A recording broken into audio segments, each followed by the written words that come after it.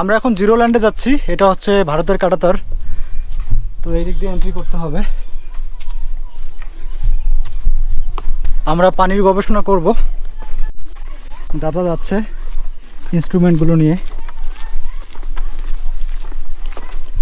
এটা হচ্ছে টোটাল স্টেশনের স্ট্যান্ড। তো স্ট্যান্ডটাকে এখন আমাকে ঠিকঠাকভাবে বসাতে হবে, এটা যেন সমতল থাকে।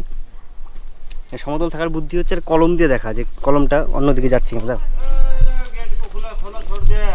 আমরা এখন এখান থেকেই পরিমাপ করব পানির গভীরতা বা নদীর নাব্যতা, কারণ এটা হচ্ছে শুভজিৎ দাদার কাজ। নাব্যতা এবং পানির গভীরতা সেকশন নেব, ক্রস সেকশন।